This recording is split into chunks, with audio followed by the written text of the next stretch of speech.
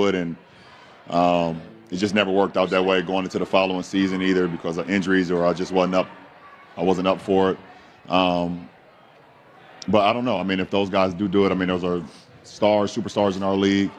And obviously we know the athleticism that the guys you just named, it'll be pretty cool. So we'll see. Next question, Dave. Hey, LeBron. Dave McMenamin, ESPN. Obviously, your team, the Lakers, made a huge deal a couple weeks ago to trade for Luka Doncic. I'm wondering if in any way having a 25-year-old talent like that makes you think about the end of your career and if it could be extended further than year 23, et cetera. No, I have not given it that type of thought. Just the excitement of being able to add a caliber player like that, a generational talent like that to our franchise, is something that's given me energy. And, and I'm looking forward to seeing what we can do. I think we only had, 2 games? 2 games so far. And I think he's been on minutes restrictions since he came back from the calf. He hadn't played since Christmas, I believe. So, as we continue to, get into form, as he continues to get in form, I think we could be really good going down the stretch, but we see what happens. Over here, Dan, on the right side here. LeBron, to your right, over here. Dan White, LA Times.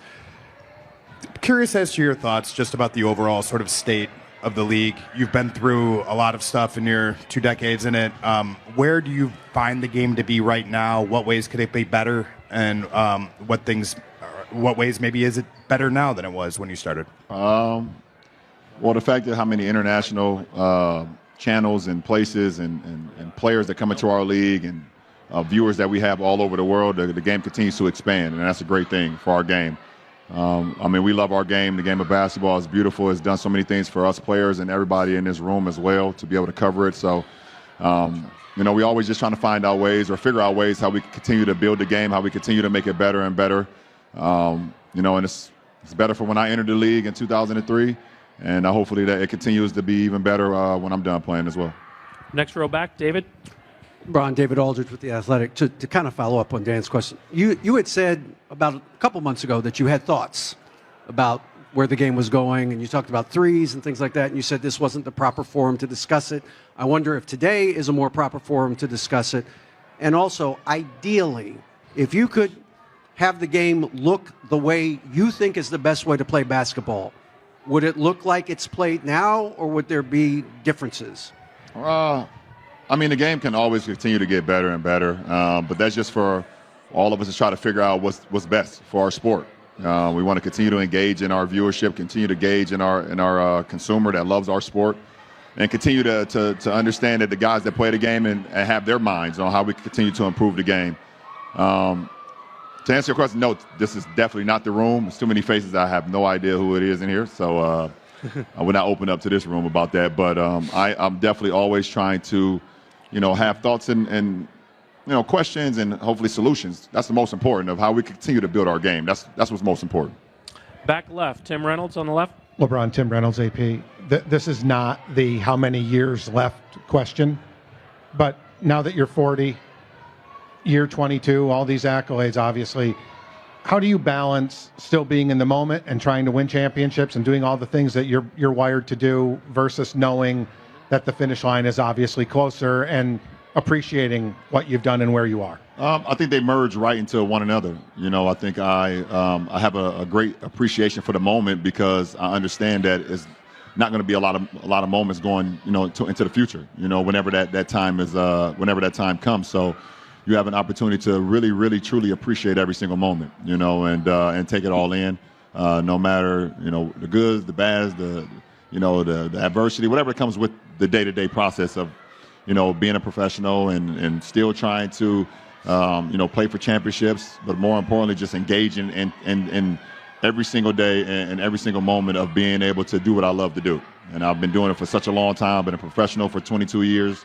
I've been playing the game at a level where coaches and referees and was involved since I was 8. So this is something I've always dived into and always loved the process. And I think they just intertwine together. Right up front on your left. Thank you. LeBron, you have a huge fan base in China, and do you have any plan to visit China? Or what's your message to show the fans there who adores you? Yeah, I've been to China a lot, you know, and I've always had a great deal of respect for the culture, for the way they love the game of basketball, and every time I've went and left, they've always welcomed me with open arms to come back. So, you know, that's always been a fun trip for me, and you know, and my message to them, like it's always been, is if you love the game, you know, play it as much as you can, enjoy it, play free, and you know, be around the great people that love the game as well. It makes the game that much more fun. So.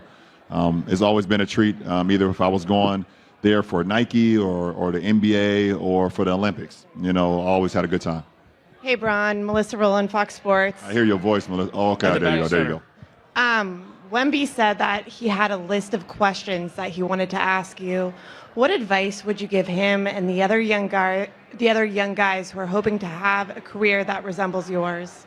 Well, I mean, obviously, it dictates on what the questions that he wants to ask me. But you know, as far as Wemby, I mean, it seems like from the outside looking in that he has a great head on his shoulders. He seems like he loves the game. That he takes care of his body, the process, and everything. And you know, you're going to get out of the game what you put into it. And you know, I've seen one quote that he says that like nobody better not call him past 9 o'clock at night because he's either reading or he's asleep. You know, and I think that's super cool. I think that's super dope. That lets you know where his mind frame is, where he is at intellectually, and you know, I think he's been great for the franchise with the Spurs, but he's going to be great for our league for so many years to come. Left side, Dave. I just want to follow up on tonight's game. You got Stephon Castle and the Rising Stars team going up against the OGs, you, KD, Steph. Kind of what's your approach to that new format, and what will we see from you tonight? You won't see anything from me tonight. Unfortunately, I will not be in uniform tonight. Still dealing with ankle and foot discomfort, so I will not be playing tonight, unfortunately. You know, I hate that, but I'm looking forward to seeing the format. This is the first year for it. I know we got a lot of great, call us the OGs. That's hilarious. We do got a few guys with gray hairs, so that it makes sense. But, you know, that should be fun. I saw the quote the other day with DK with somebody who's going to play against me. So I guess I'll see him at practice, and hopefully I'll be in practice. We can go at it then. Over here, Law on the right. So LeBron, Law Murray at The Athletic. Back in 2007, you hosted Saturday Night Live. You were the last active NBA player to host that show. So we got All-Star, but they're also celebrating the 50th anniversary season. What was it like? What's it like to just be a part of that show's legacy, and what NBA players should host that show next? To be a part of Saturday Night Live legacy is something that, I mean, the dream come true. I mean, it's been on, obviously, my entire life, and seeing so many great actors, you know, grace those skits, you know, every single Saturday, and so many entertainers that come there and do their bits as well. It was fun. It was super fun, and hopefully I get the opportunity to do it again. I would love to do it again. I was so young. You said 2006? 2007, I was 21, 22, maybe. So it was super fun. I don't know. I mean, Kevin Love is hilarious, by the way, and he's a great friend of mine, and I could definitely see him doing Saturday Night Live for sure. He's one of my great friends, and he's hilarious. So, but you know, it was a treat and something that